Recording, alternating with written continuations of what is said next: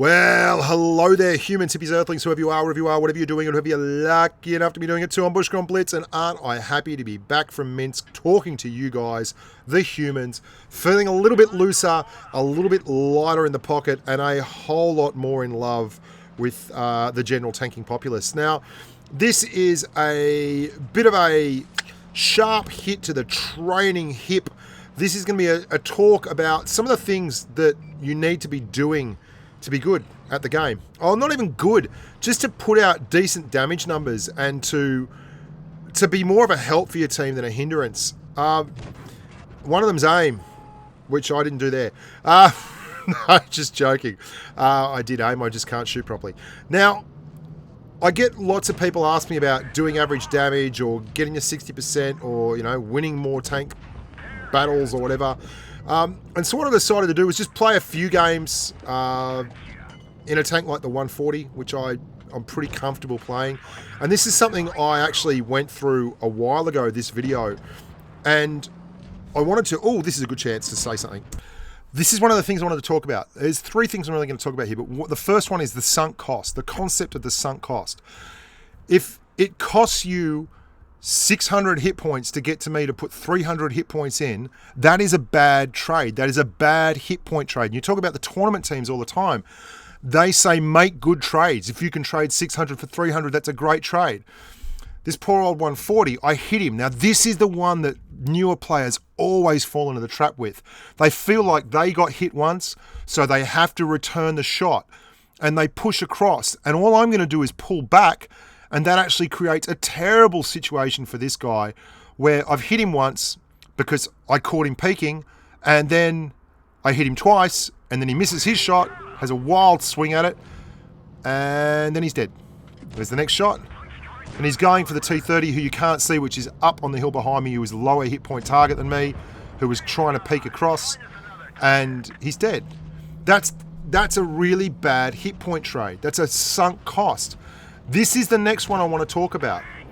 And it's such a bloody simple one, and I don't understand why people don't do more of this. And it should be like a truth that is self-evident, okay? See that E100? I've driven all the way around this side to have a crack at that E100. And I'm shooting him from a position where he can't put shots into me from. Like... could we just please have a moment's silence for the amount of people who have been absolutely deleted because they drive in front of a tank, right? They drive in front of a tank. If you can drive behind a tank, then for God's sakes, drive behind the tank. Because if you drive behind the tank, you won't get blown up. Now, this isn't about winners and losers.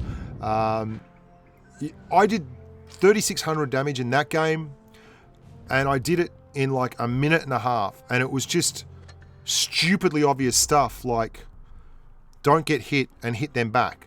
And that's really where the game devolves into good habits, right?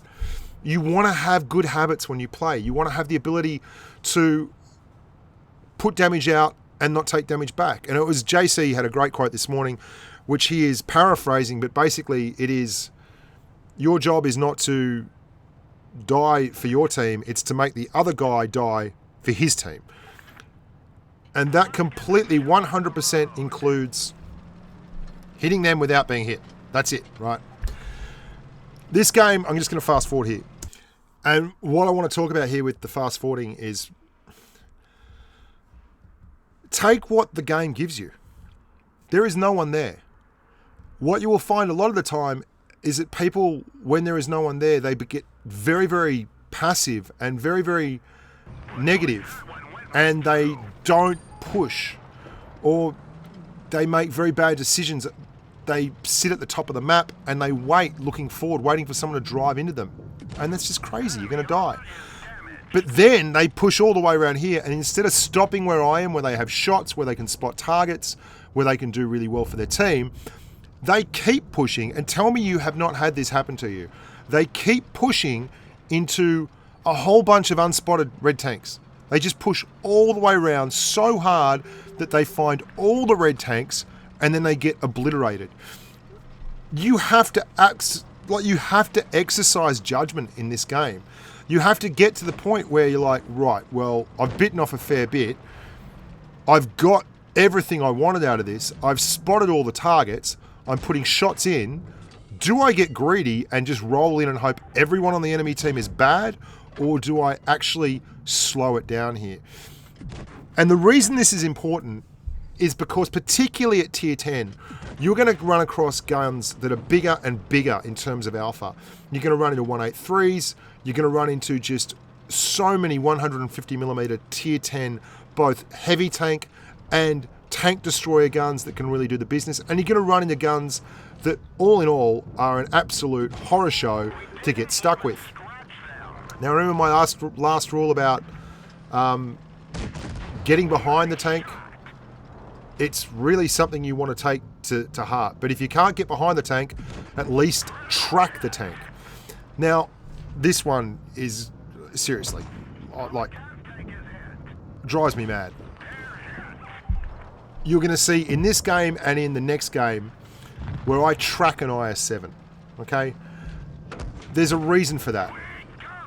If you're fighting a tank with a really, really big, heavy armor profile, like a Mouse or an IS-7 or even an E100 or any tank really, and you can't penetrate their armor successfully just with a straight out shot, your best bet is usually to shoot through the drive wheel while they're angled. Now the drive wheel is at the front. Have a look. Have a look how much red there is there on that tank. I've got an APCR round. I can switch to heat.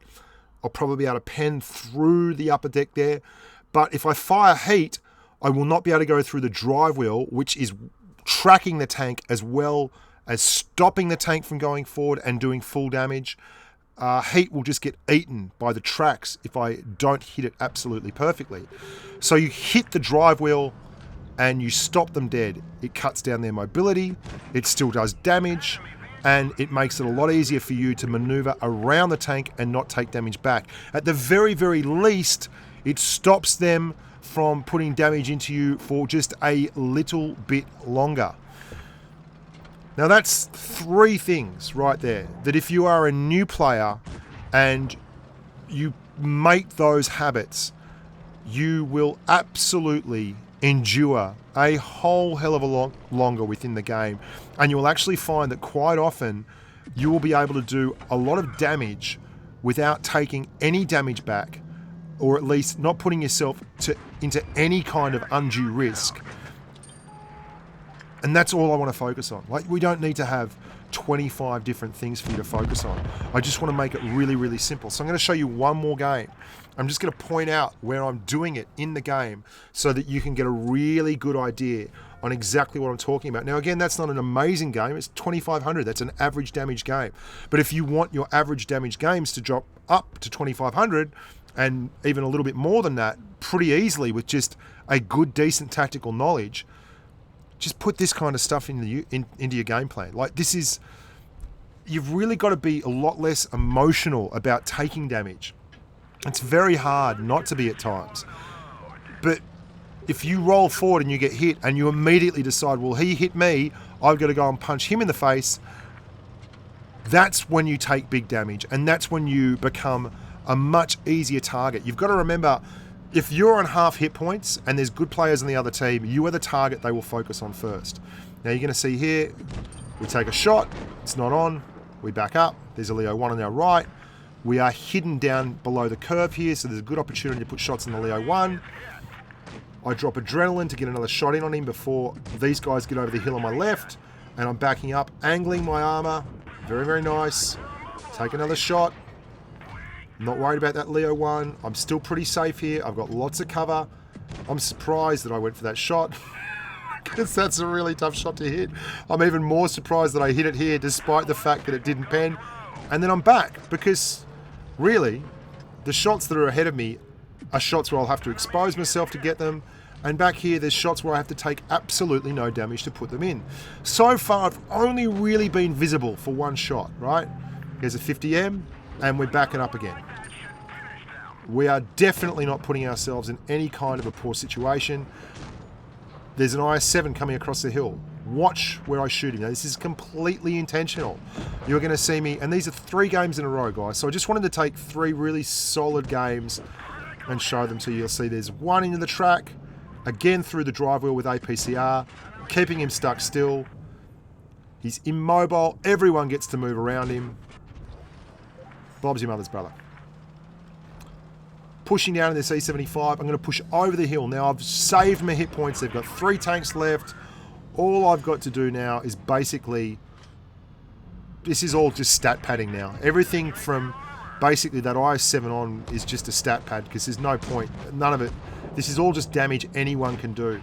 And because I conserved hit points at the start, again, you can see I've gone for the drive wheel.